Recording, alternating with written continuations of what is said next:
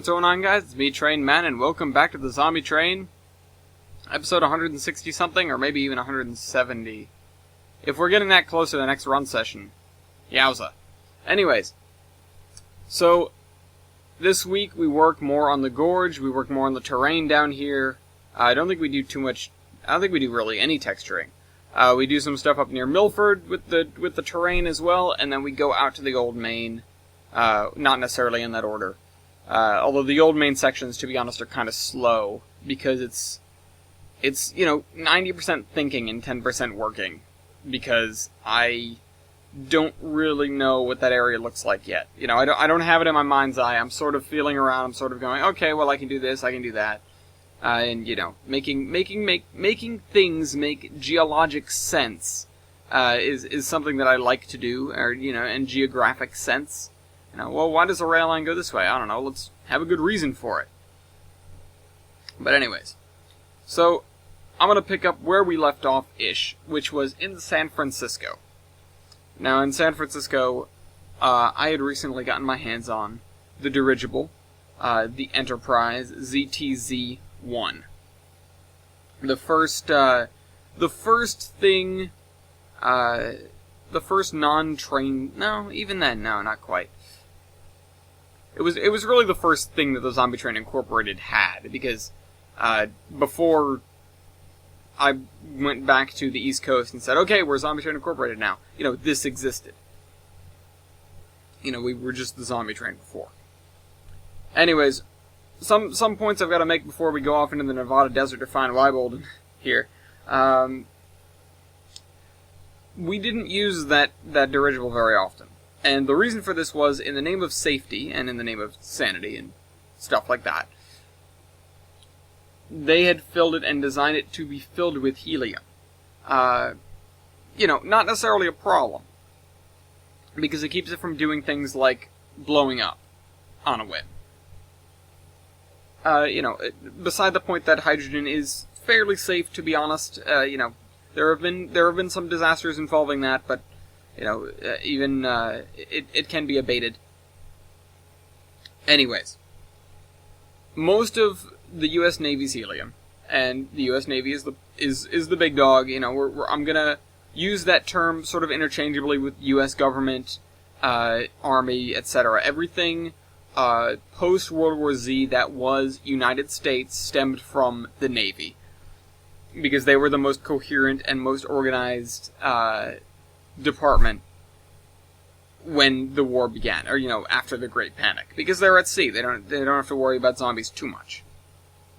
So, despite the fact that they're trying to play hunt the sub with the Russians, they also were operating the D Corps, which is the dirigible corps, and they had blimps as well, but lighter than airships, which are fairly practical, to be honest, in a zombie scenario, because they are.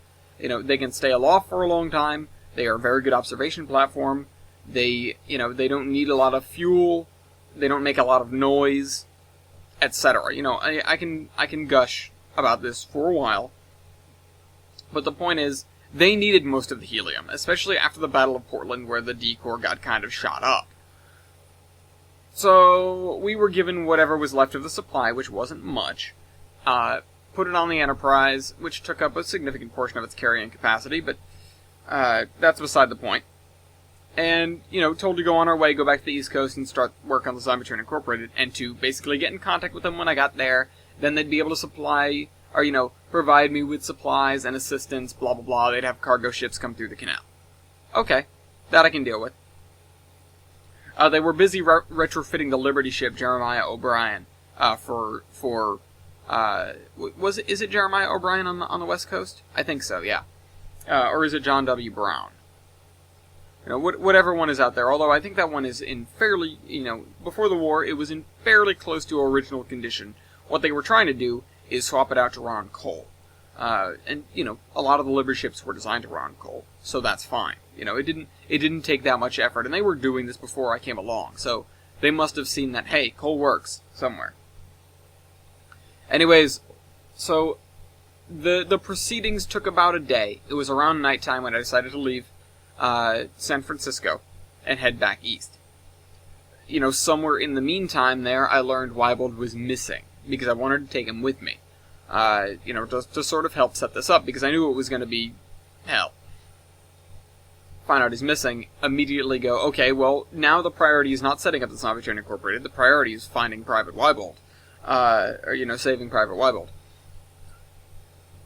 They give me his last known position, which was near Las Vegas, which I'll admit was not helpful at all, because his last known position was nowhere near the place where we found him, and this was one of a few small miracles that happened during the course of the following day. So I get on the ship, I get on the dirigible, and we start heading west. Or we start heading east, sorry. Yeah, we head west out to the Pacific Ocean to find Wybold.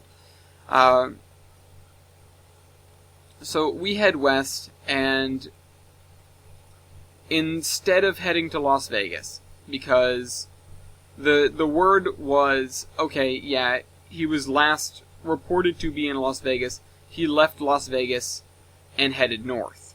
And so we presumed, okay, he went to Salt Lake City. We radio up Salt Lake City. No replies from anybody out there. It was, I believe at that time it was part of the border or it was well behind the border, but there was no need to keep a massive contingent there. I don't recall that there was anything really significant of value in Salt Lake, other than just housing space, and they'd sort of taken everything for supplies and moved to a smaller town. They wanted a place to set up their own base, and they were down south of Salt Lake. South and east. So we go to head straight to Salt Lake, though. And so that involves going just sort of, you go northwest, you go northeast first, and then you cut across east. And we did have a hell of a time getting through the Sierra Nevadas because, dirigibles aren't great climbers. They can do a vertical climb, but they have a fairly low service ceiling as far as aircraft go. So we got through the Sierra Nevadas. That took us a little while. And we head out over the desert. We start following the railroad tracks, which ended up being common procedure. We know that we came to a split. We knew that south was a dead end. We headed north. We started, just sort of heading into the desert, and we got fairly deep into the desert. About halfway through Nevada, there's a little town called Battle Mountain, and just to the east of Battle Mountain, where the two tracks go back to one, or well, I suppose it's sort of in town, we found the wreck. And this was the wreck of the impact of Beta Rail, which is number 18, the consolidation, and as Wybold said before, a very large diesel locomotive. And it wasn't head on. They met at a switch point. The two trains met at a switch point, and this left everyone involved stranded in the desert. Oh well, no, sorry. Wait a minute. I'm looking at the map here. No, it must have been right in town then, because it was. We see, okay, these.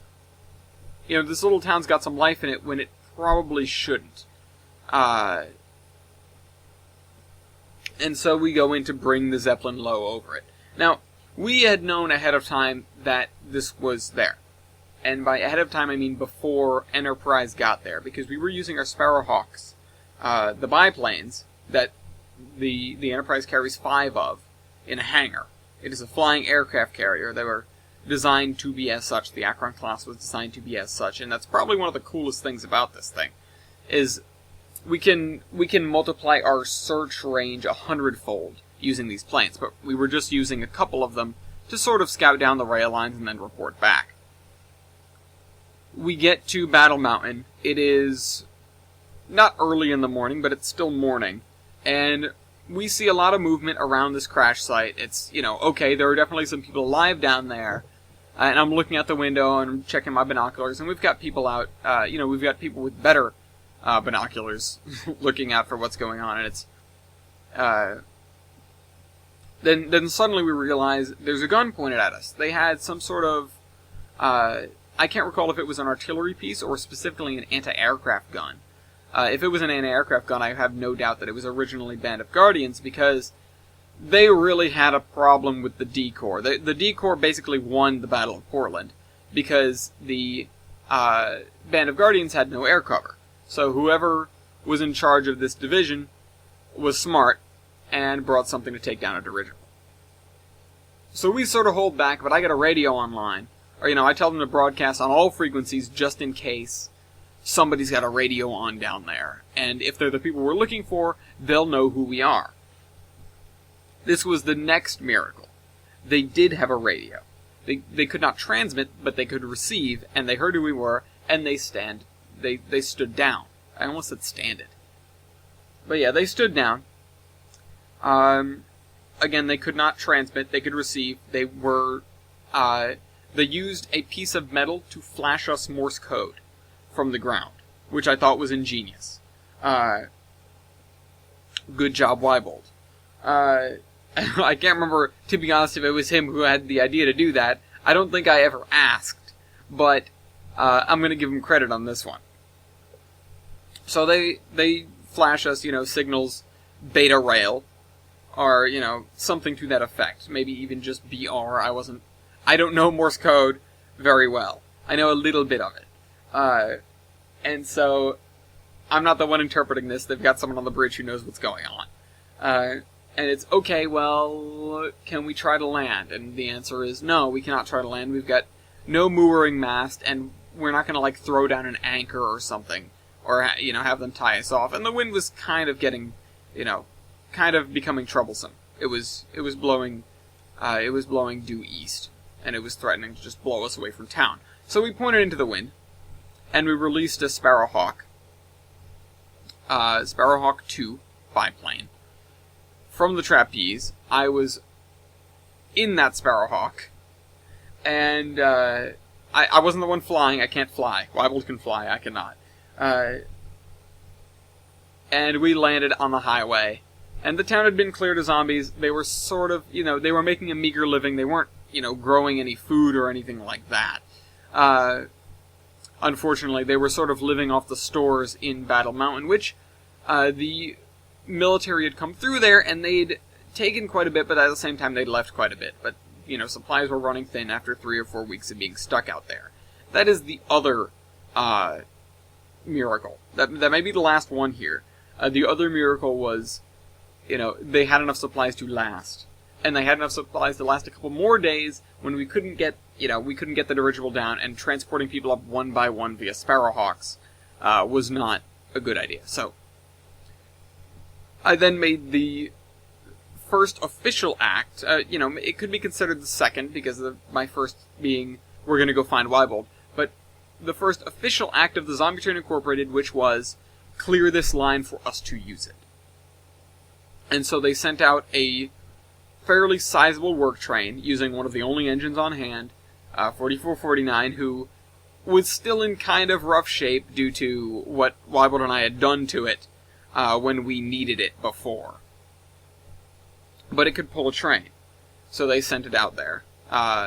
They sent it out there with a work train with a bunch of passenger cars as well, and they set up a small military contingent there to clear off, or, not military completely.